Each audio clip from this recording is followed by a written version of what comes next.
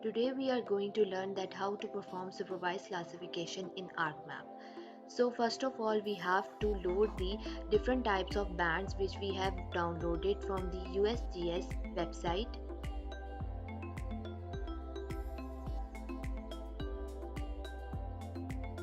As if you don't know about the bands, it's related to the wavelengths which belongs to different which represents different things. Likewise, band 1 represent the coastal areas.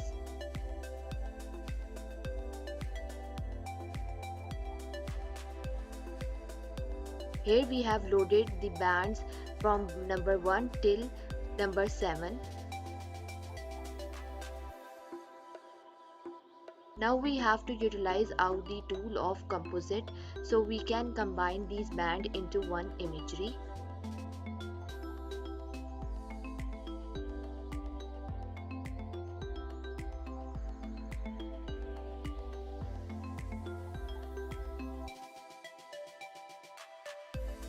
One by one load the bands, band number 1, band number 2 till band number 7.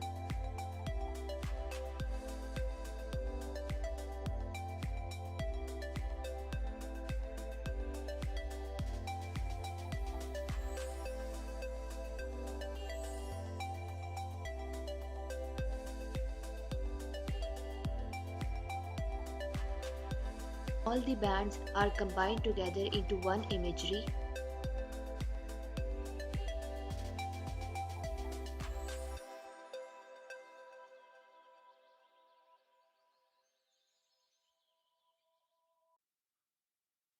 Now you can load the shapefile so that you can do the clipping, and this process has been already explained in the previous video.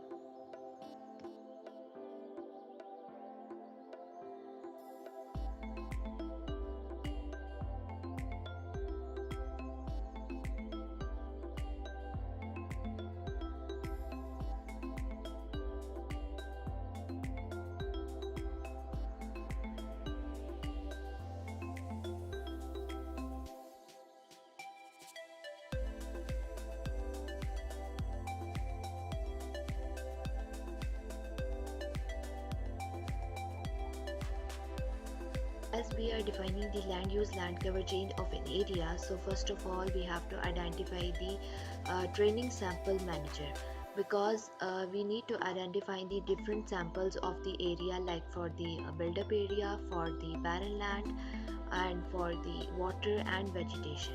So identify, because Landsat imagery is utilized for the purpose of identifying the land use land cover chain of any area, and we can use different combinations as well, like natural color combination is for the bands of 432. So now at this time of an hour I'm defining for the build-up area training samples.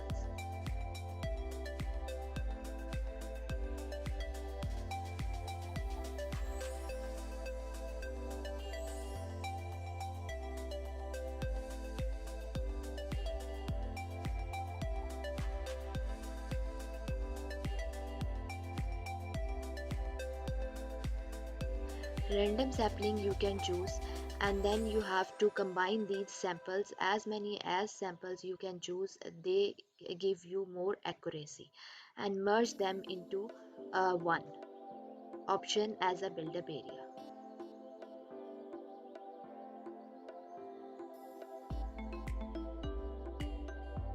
It's not a necessity that you always define the classes as a consider as a 4, but you can consider many classes at the same time, but because of the Landsat imagery resolution we mostly utilize 4 classes. Now I'm defining the sample size for the vegetative area.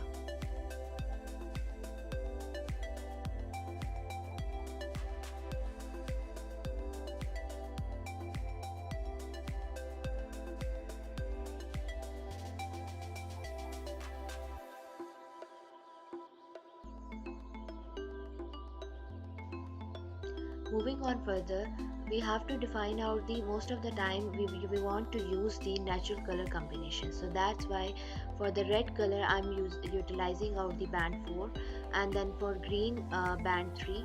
So color combinations, as there is a white area, it is more indicated as a barren land. Then we have red area indicated as a vegetative area.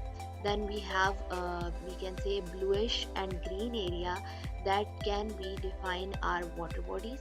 And then we have grayish red type area, can we consider it as a build-up area.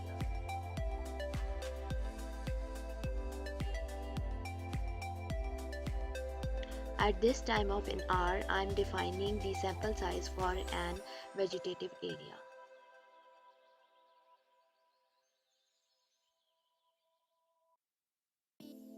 We mostly do this process to do the historical analysis, and also it saves our time. So we came to know that how our cities are going to be urbanized in the near future, and how the our cities are going to be changed from the previous year, and now how much they are extended and how much they are urbanized.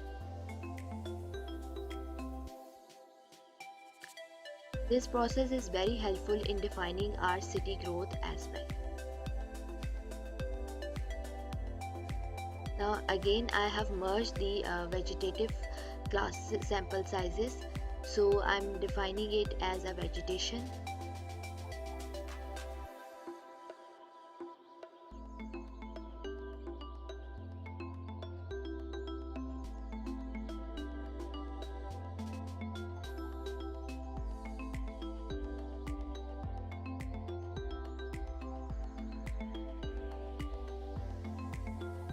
Now I am defining the sample size for the water bodies.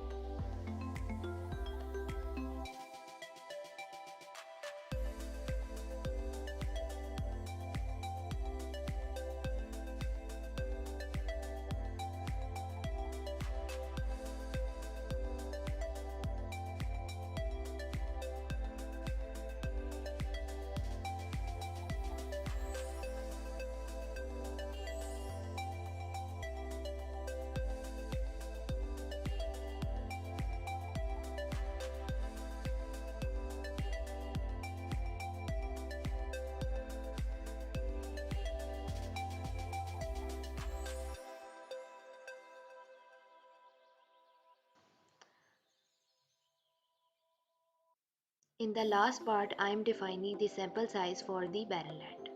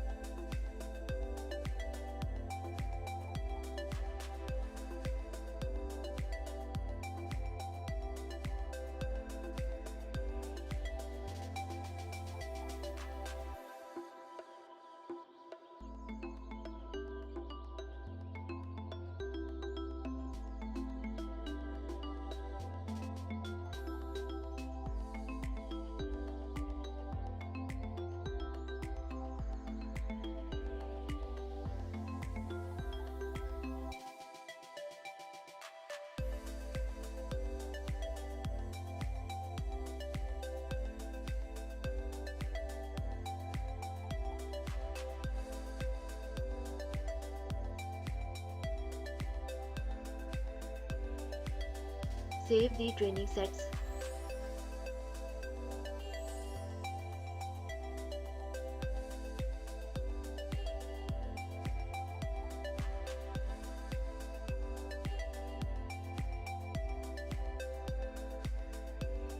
Now click on the maximum likelihood classification. So you can classify the imagery with respect to these 4 classes.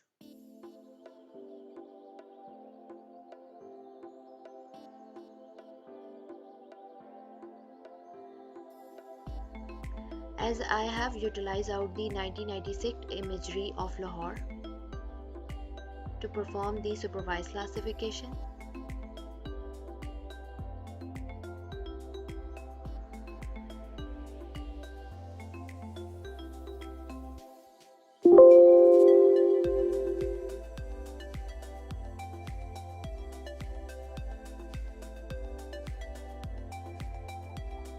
If I change the color combination, number 1 is going to highlight the red area, is highlighting that in 1996 the build-up area, how much our city is at that time, how much build-up area is present.